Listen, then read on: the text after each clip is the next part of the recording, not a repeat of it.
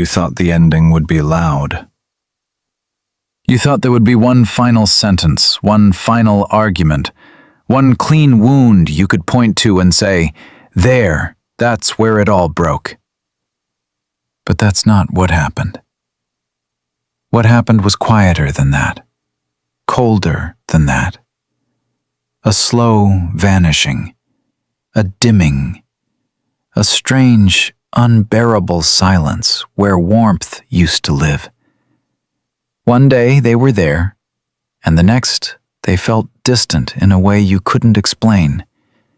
Their voice changed, their timing changed, their eyes changed.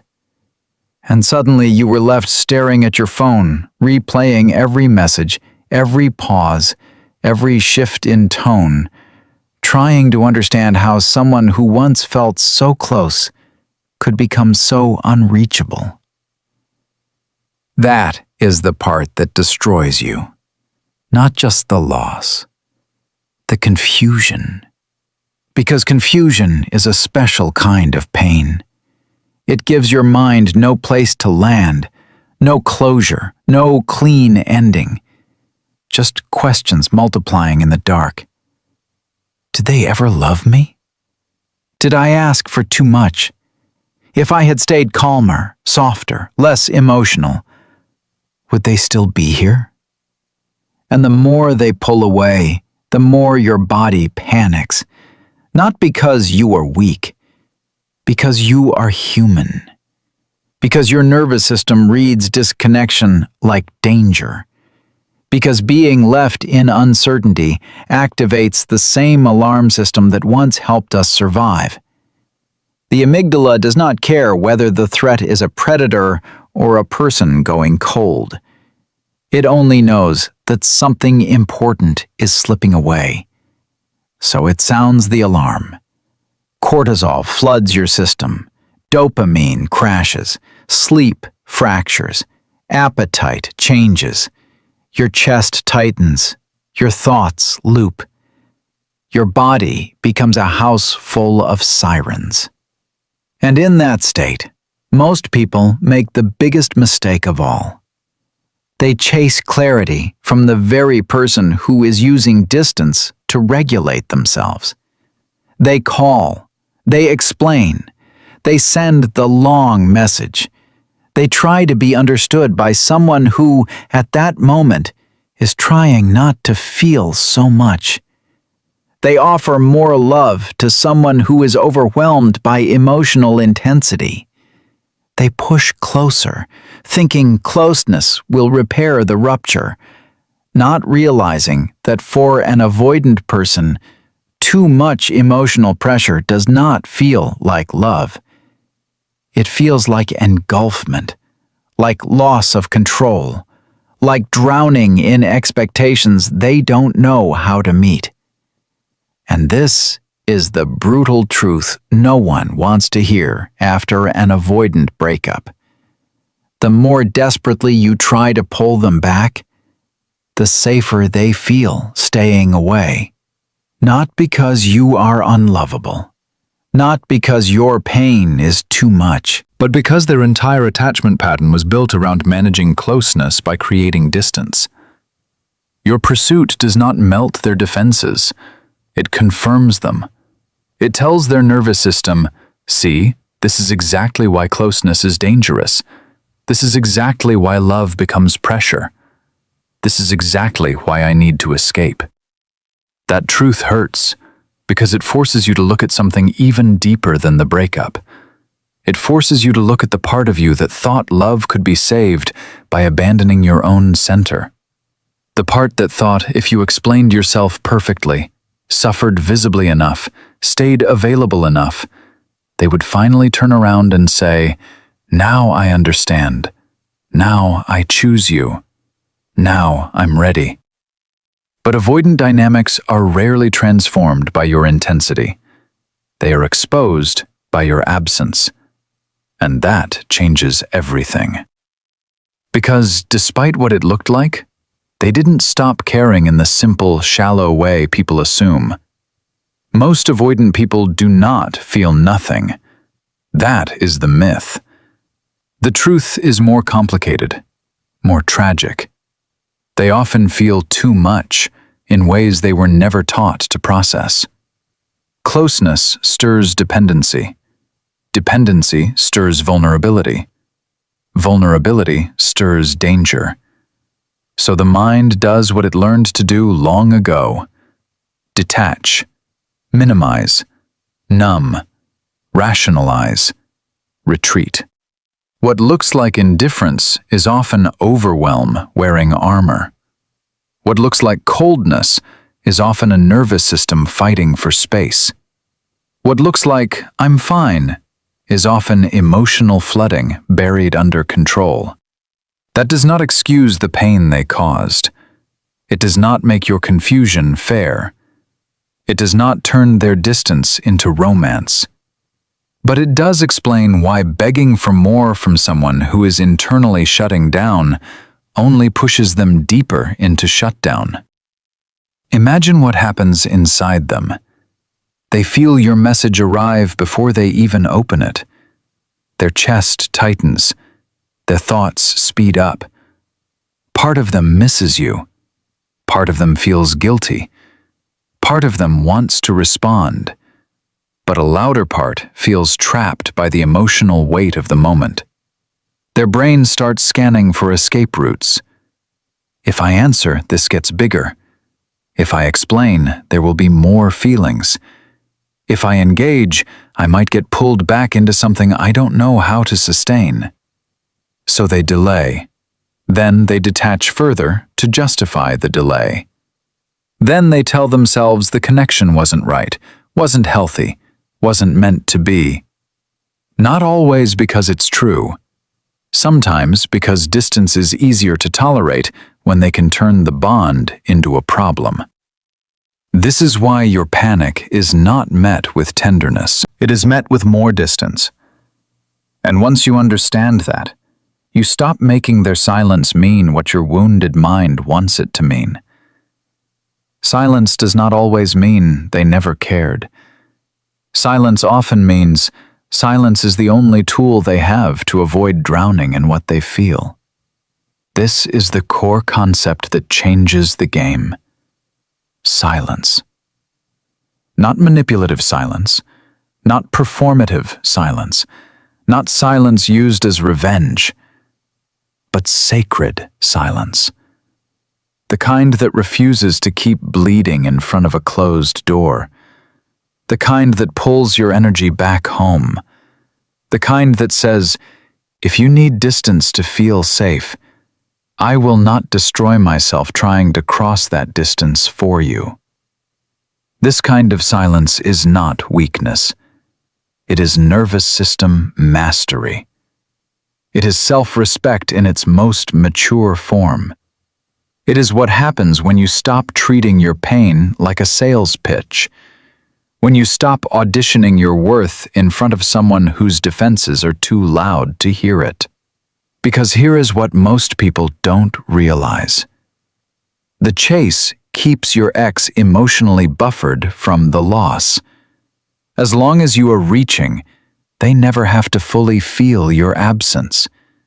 As long as your name keeps lighting up their screen, as long as your energy keeps moving toward them, as long as they know you are still there, explaining, pleading, waiting, their system gets the comfort of connection without the responsibility of choosing it. You become emotionally available while they remain emotionally hidden.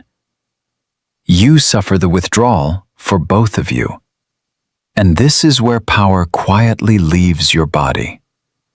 Not because they became superior, because you kept handing them access to your devotion while asking for crumbs in return.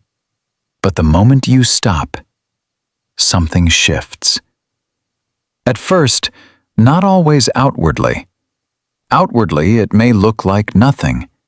No dramatic message, no cinematic confession, no instant return. But internally, something begins. For you, the nervous system starts recalibrating. The dopamine that was chained to waiting begins to loosen. The obsessive loop starts losing oxygen. The body that had been braced for contact begins, slowly, painfully, to come down from alert. You still miss them. Of course you do. But now the missing is no longer fused with humiliation. It is no longer fed by constant re-injury. You start feeling grief instead of panic. And grief, while heavy, is cleaner than panic. Grief can move. Panic just circles. And for them, that is often when the static fades. That is often when they begin to feel what your pursuit had been shielding them from. The empty space. The missing. The unanswered impulse to check if you're still there. The sudden realization that your warmth is no longer waiting in the exact place they left it. Avoidant people are often most haunted by what feels non-demanding in hindsight. Not what chased them. What released them. Not what begged. What vanished with dignity. Because once the pressure is gone, they are finally left alone with themselves. No one is pulling on them. No one is asking. No one is insisting. And in that space, the emotions they kept outrunning can finally rise to the surface. They wonder if you're moving on. They replay your softness. They remember the safety you gave them, but could not receive. They feel the contrast between the noise of freedom and the silence of loss. And yes, sometimes they come back. Sometimes they send the message. Sometimes they circle. Sometimes they test the door. Sometimes they suddenly feel what they numbed out before. But this is where many people ruin their own transformation, because they confuse being missed with being chosen. Those are not the same thing. Someone can miss your energy and still be incapable of loving you well. Someone can feel the ache of your absence and still repeat the same pattern that broke you. Someone can return not because they've changed, but because your silence forced them to feel. And feeling is not healing. Missing you is not maturity. Regret is not readiness. So if they return, you cannot meet them with the old hunger. You cannot collapse at the first sign of contact and call it fate. You cannot let one vulnerable message erase the emotional reality you survived. You have to look deeper. Are they taking responsibility or just reaching for relief? Are they speaking differently or only softer? Are they building something real or reopening access to your heart because loneliness finally caught up with them? This matters, because the goal was never to become so magnetic that an avoidant ex comes chasing. That is the ego's version of healing. The real goal is far more powerful. To become someone who is no longer seduced by inconsistency. To become someone whose self-worth no longer rises and falls on another person's emotional availability. To become someone who can recognize chemistry without confusing it for safety. That is the identity shift. And it begins the moment you stop seeing your love as something that needs to be proven through suffering. Read that again inside yourself. Love does not become more real because it hurts. Devotion does not become more valuable because it is unreturned. Depth does not require depletion. You can love deeply and still leave. You can understand their wounds and still refuse to be wounded by them again. You can have compassion for the overwhelmed child inside them without offering your adult heart as the place where they keep acting out their fear. That is not cruelty. That is discernment. And once you embody that, your entire energy changes. You stop scanning for signs. You stop decoding breadcrumbs. You stop fantasizing about the perfect text that would finally make them get it. You stop treating their confusion as your responsibility to solve. And in that stillness, something extraordinary happens. You become visible to yourself again. Not the self who was trying to be enough for someone emotionally split between longing and escape. The real self. The one who had needs. The one who deserved steadiness. The one who was never too much, only too available to someone who had too little capacity. That realization can feel like a second heartbreak, because now you're not just grieving them. You're grieving every moment you betrayed your own instincts to keep the bond alive. Every time your body whispered, "This hurts," and your hope said, "Stay." Every time your standards lowered in the name of understanding. Every time you called emotional unavailability complexity, because naming it clearly would have required you to leave. But this grief is holy, because it gives your power back in pieces. One piece every time you choose not to reach out. One piece every time you let the urge pass without obeying it. One piece every time you remember that being chosen halfway is still rejection. One piece every time you stop confusing someone's inability to receive love with proof that you were hard to love. You were not hard to love. You were hard to avoid feeling with. And that is different. Very different. Because people with avoidant patterns are often unsettled by those who make them feel deeply. Not because depth is wrong, but because it threatens the system they built to stay defended. Your presence may have touched places inside them they did not know how to hold. Your closeness may have exposed needs they spent years denying. Your love may have asked them to be emotionally naked in ways that made old survival strategies roar back to life. So, no, the ending was not always about your value. Sometimes it was about their threshold. Sometimes it was about the limit of what they could feel without fleeing. Sometimes it was about a nervous system that equated intimacy with danger long before you arrived. And if that is true, then your job is not to become smaller, quieter, less feeling, less alive, so that someone avoidant can finally stay. Your job is to become more anchored, more discerning, more unwilling to bargain your nervous system away for potential. Because potential does not hold you at night. Potential does not repair ruptures. Potential does not communicate consistently, choose courage, or tell the truth when things get hard.